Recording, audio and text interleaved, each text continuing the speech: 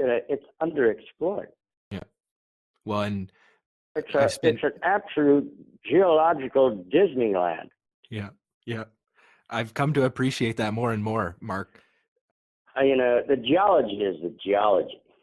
But if you ask me what is the most tectonic shift in this whole issue of Egypt, it is without a doubt President Sisi and Tariq Mullah's vision of building a mining industry. The first time, I've been talking about this for, a quarter of a century, and I might have well have been talking to myself. The fact of the matter is that we have gone in the past year from 0 to 100 in less than 5 seconds by Egyptian standards. I mean, the government has come out and made it very clear. And they actually, I have to keep up with them. Usually I'm trying to get them to move faster, but now they're moving so fast, it's unbelievable. And, I've been on the Energy Committee at the American Chamber of Commerce. Now, the American Chamber of Commerce is important because they are the most powerful lobbying body for business in Egypt. And they carry a lot of weight. And they're very particular about what they support. And the Energy Committee, I represented mining. And, so there was me, a junior mining company, and ExxonMobil, BP, Shell, Schlumberger. And, you felt slightly dwarfed by all of this. Yep. And, Egypt has the second oldest oil and gas industry after the United States. So Shell, BP, all these people, ExxonMobil, they all at some point or another were built on the back of Egypt. And, but we finally have created our own Mineral Exploration and Development Committee. Yep. With the full support of the American Chamber.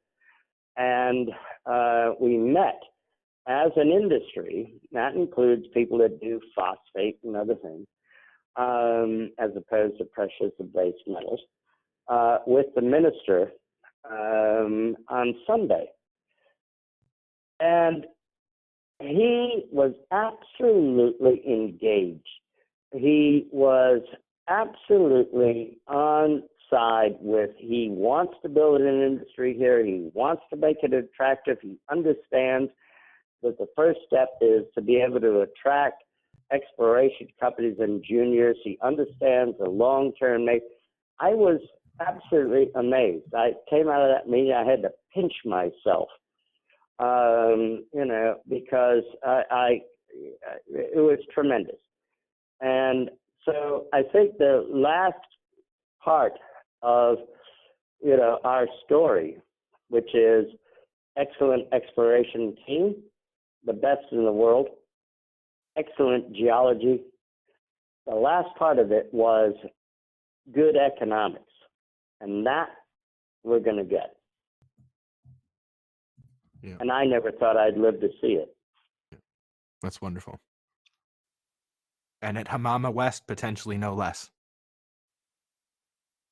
Well, Hamama West is what it is. I mean, Hamama West is a project that has good economics. It's got a short mine life. But from my money, it's good because it generates cash flow for us. It shows, that we developed something. It's good for my shareholders. So why not? And I've even been approached by the EBRD to actually want to potentially finance it. So, for me, it's a no-brainer. And why wouldn't you do it? Will the company publish economics on that at some point in time publicly? Or We will once I know what the new terms and conditions are, because obviously they will change. And so, yeah, I mean, I've got a PEA ready to go on it. yeah. I just need to know what the actual terms are. Egypt, let me explain something. Egypt has the way it does, you get, what they do is they take they agree with what the terms are. They send it to the cabinet. The cabinet looks at it. It approves it. It then sends it to the parliament. The parliament have their ability to talk about it, what have the rest of it, and then they send it back to the cabinet, what they call the executive regulations. The executive regulations are the details. So, do you pay, $90 a square kilometer for rent, or do you pay $100 a square kilometer? So the devil is in the detail, and so they can get the law out very fast, but the executive regulations may take 6 months to enumerate. So, we need to work out where those are. Do I think they'll be positive? Yeah, sure. But I don't think that, you're going to see those in a sort of next week. And thank you for mentioning, even though they're moving pretty damn fast. Well, and to mention that you have a PEA level study potentially when those details become clear. Wardell Armstrong, I mean, we've got a PEA study done by Wardell Armstrong, but I need to know, what the economics are before I publish it. And I wonder if who might be interested in coming in even at a project level. Things could get interesting here, creative deal making possibilities, with EBRD in there and the offings on some project financing. They may come in early on funding some more drilling to get to PFS stage or jump to feasibility. Sure. But I mean, maybe, at the end of the day is that, the economics look good, or you're talking about a small project. Yes. You're talking about a capex of $12 to $15 million to build a leach operation on this. It may be, you don't even need to go to a PFS. I mean, there is the work that we'll need to do for the PFS, which is, groundwater and all that sort of thing. But at the end of the day, I mean, that's just the nature of, what you have. But, the thing is that, we have a lot to offer. You're talking about economics. I mean, we don't know what the future, we believe the future is bright. I look back on my days at Sentiment, going back to the 90s. We had loads of people come and look at us, Goldfields several times, Anglos, IM Gold. Loads of people came and looked at us. Problem was that under the PSA, the economics just don't work. Yep. Once you free yourself from that, once you go to a tax royalty or rent, which is very transparent, everybody knows what it is, then, it opens up a whole new world. Samuel Raggi, who brought Sentiment here and, basically shepherded through to what it is today, is the ultimate exploration geologist. He's a great one, but he's an exploration geologist. So when you start talking about mining, his eyes glaze over. Okay, I mean, it simply is not interested. And so, but we had to turn ourselves into a mining company. Yes. Because there was no way that anyone else was going to come in and support us. And your question about, do I think that people will come? They already. We already know that there are companies that are now, after these announcements from the government, come and are very interested. They're taking data, they're going away and all the rest of it. We know that because, we're the bellwether, even though we're, tiny, We're the bellwether of Egypt. We're the only listed company in the world working in Egypt. So everybody calls us and, to talk about Egypt. And of course, we encourage them because, it's a great place to be. Yeah. And so, once all these things change, do I think people will be here and come here?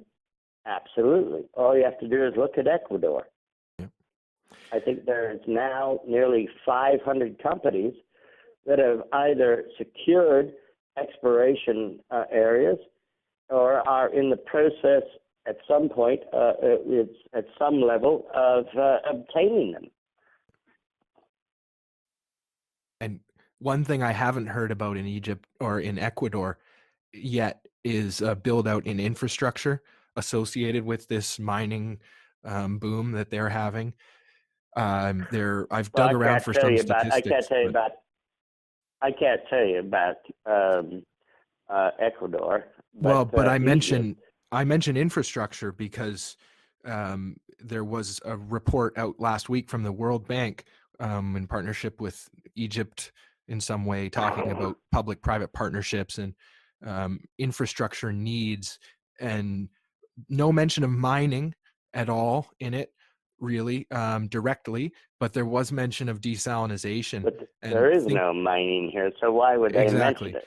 Well, but if they're going to be thinking about infrastructure investment plans for the next 20 years and they're not talking about mining, then they're missing something. But I mean, they may once mining becomes on the map, they'll talk about it. But I can talk about infrastructure. When I first went to Abu Marwan, which was in 1995, there was a 2-lane death highway between Safaga and Kenna. Yep. There was absolutely nothing, but I mean nothing out there. It was like a moonscape. Today, we have a brand new 4-lane highway that runs there. We have power lines that run through our property. We have a water pipeline that runs between Kenna and Safaga. Yeah. We have cell phone towers. Egypt has spent an enormous amount on infrastructure. Now, they may not now have the industry that they've spent it on to support it, but the fact of the matter is, the one thing I don't worry about is infrastructure. I got infrastructure beyond what I would expect.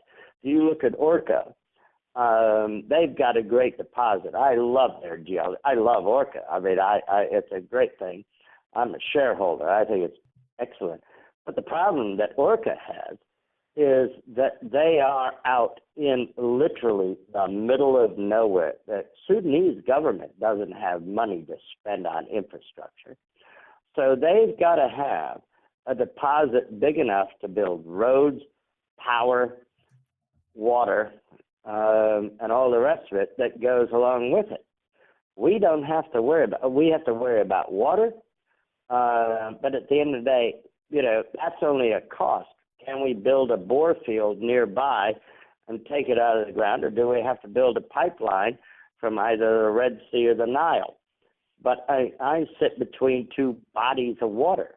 Yeah, literally. So at the end of the day, water is even not an issue.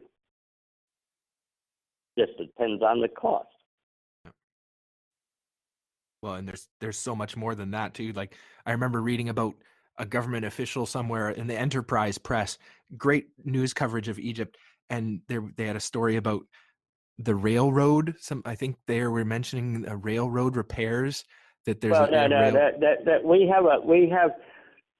there's a very big and famous mine, hasn't operated in years, called Abu Tartur, and it's a phosphate mine. Yeah. And back in the 70s, the Russians built for the Egyptians a railway that would transport phosphate from Abu Tartur, which is in the western desert, to Safaga. as an export port. Mm. And they built this railway, and it runs straight through our property. And that's great. If we need to ship something by rail, absolutely, like zinc concentrate or whatever it is. But or some copper ore. Or copper, yeah. But the fact of the matter is that we have it. Now, during the Revolution, various people, I'll say, came and tore up all the track and tore up all the iron bridges and sold the iron. So they're going to have to spend a lot of money to reconstitute this rail line. But the rail line exists. The ties are still there in the ground and all the rest of it. They're just going to have to spend a lot of money to rebuild it. But yes, there is potentially a railway line that exists Wonderful. In our property. Well, and I think about, the EBRD again, and they have money to invest in the world, and they have their own kind of scorecard or objectives that they're trying to do, I think, with their money. I don't really know what those are, but I would imagine that a circumstance where they could invest in, infrastructure, that's a stated goal of theirs, right? But if they could invest in rebuilding infrastructure that was, affected by theft in that way, that to me is like a broken windows solution on like a international kind of level. Absolutely. And the EBRD have come out and said that they have a huge commitment to Egypt, and they want to spend something like next year, I don't know, $2 billion here. So, I mean, at the end of the day, they're committed to this country. They're members of the American Chamber of Commerce. They got an office here.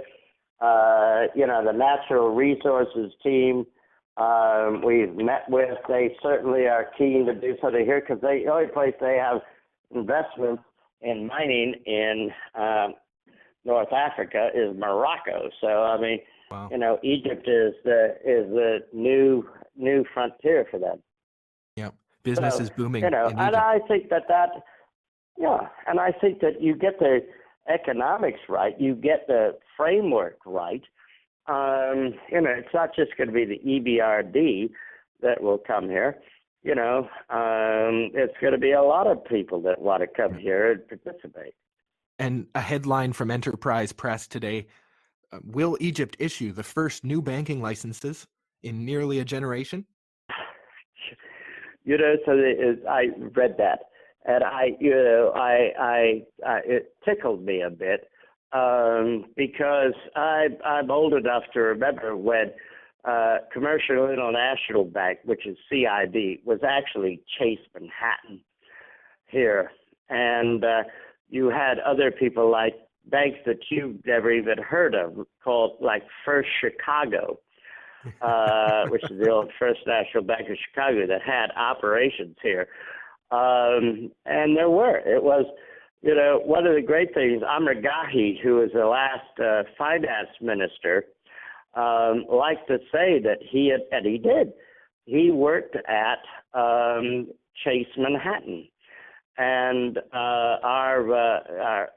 guy that is on our board, our advisor board, Ahmed Mahelmi, he actually sat next to Garhi. They both were trainees at Chase. And I can remember many years ago now, 3 decades ago, going into, it was still Chase, and then I went back and it became CIB, had become CIB, and the furniture and the artwork and all the rest of it were all, Chase. And, 100 years ago in my career, I used to run Chase Asia. So I remember all this, garish sort of artwork that Rockefeller liked, and all the, the colors of, it looked like Braniff air stewardesses, because they were like orange and green and all these, weird colors. But anyway, yeah. So, I don't know if you're old enough to remember Braniff Airlines, but there was a period in the 70s where they all wore hot pants and lime green or orange and all this stuff. Yeah, the internet It just has reminded made me of fun all of that. that in recent years. It's been one of the memes that's popped up again as an iconic image from, you know, the 80s or whatever it was. 70s. Another headline I saw too that I'd mention, talk of central banks, the Central Bank of Egypt, and cryptocurrencies in some way. Uh, in Enterprise Press today, the news I saw that, items, yeah. the news items that keep spinning out of this country are just very exciting and pretty progressive. And Well, I think, you have, one thing that I find extraordinary, and I appreciate that the older I get, the more I sound like my old man. And, but I don't understand, and I guess I probably never will, is why young people today in the United States are so keen on socialism.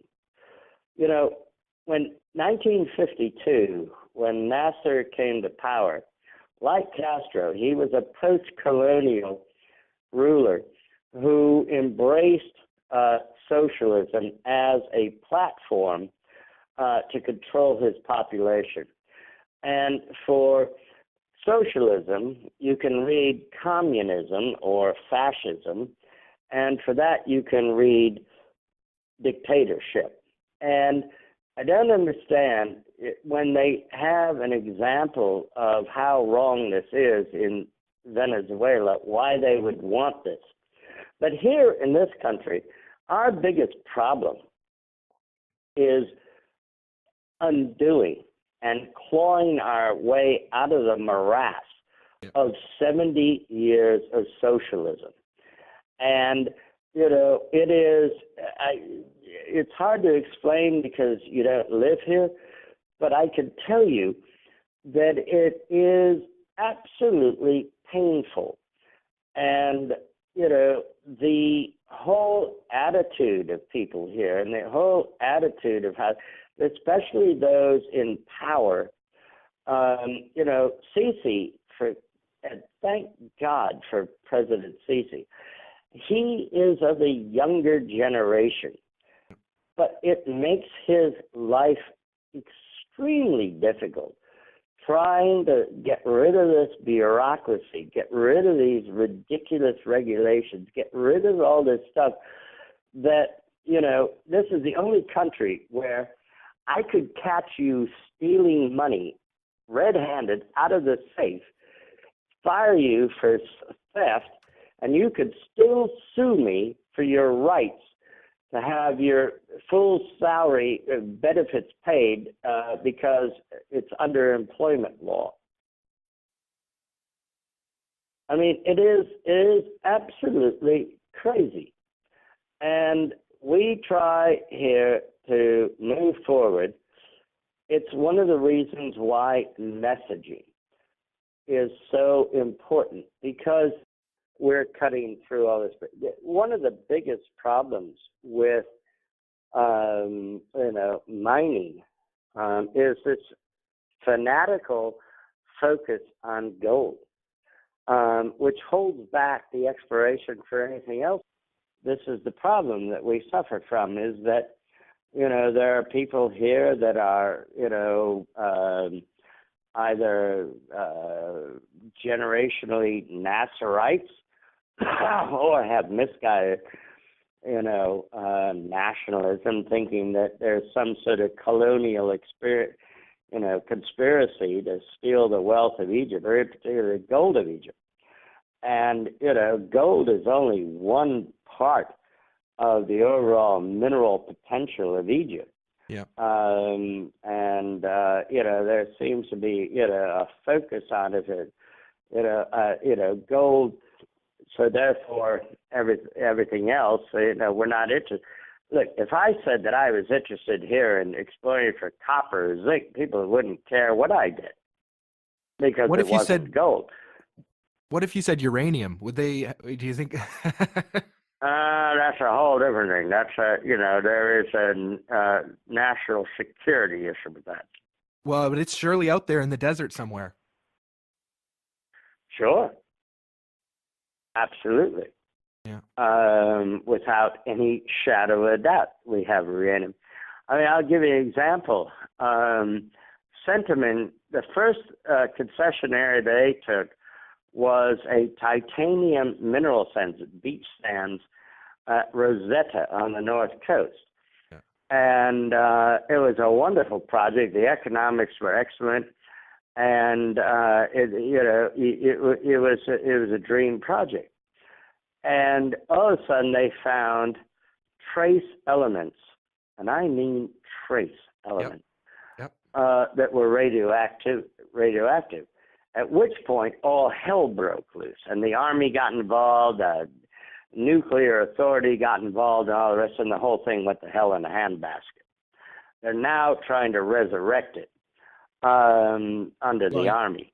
And just the fact that they found something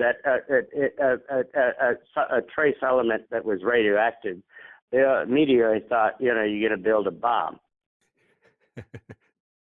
But you want to talk about national security? That stuff that's radioactive is monazite, I believe, and it has rare earths in it as well. So, the mineral wealth of a country like Egypt can't be ignored or suppressed in some, or it's to the country's detriment to suppress it, I think, a lot of times. Well, of course. I mean, a lot of what Egypt does is to its own detriment. But this is a product of socialism. Yeah. That's why I don't understand why, people, young people today have this concept that this country is trying to fight and get away from that for the benefit of the country. What's ironic is that in 100 years, the United States and Canada could be socialist, frozen tundras, and Egypt could be the leading country in the world in terms of economic growth and potential, because they're moving away from trying to, socialism, whereas the United States, this Ocasio-Cortez or your premier, Justin Bieber, or whatever he's called, are trying to, move towards socialism. And I simply don't understand that. Yeah. Well, and again, as I said, the older I get, the more I sound like my old man. So, but he didn't like Elvis Presley. Well, but the politics and the cultural aspects of the metals are very significant. Gold is a barometer in some way of some parts of society, different parts around the world in various ways. Sure. And Egypt has always been fascinated by gold. Go back even pre-Pharaonic times. And the ancient Egyptians saw gold as their, most important asset. And they saw it as their, underpinning their power. And, I get that. And I guess it's in the Egyptian DNA. But in this day and age, when you're looking at economics, gold is only one part of that equation in terms of mineral wealth. I mean, we have areas mapped for nickel, molybdenum. We've got all sorts of, and those things that we don't have. There are people now that say that in the southwest corner, down along the Sudanese border, they believe that we have kimberlite, we have diamonds. Yeah. Maybe we do, maybe we don't. I don't know. But you want people to come in and spend the money looking for them. You don't want to cut them off at the pass. You want people to come, and I don't care what crazy idea. If I was a government, if somebody wants to, come in and say, I'm going to explore for bubble gum, do you really care? You don't care. You want people coming here and spending hard currency in your country, running around looking for whatever they want to. They want to look for lithium or bauxite or, cobalt. I mean, you don't care.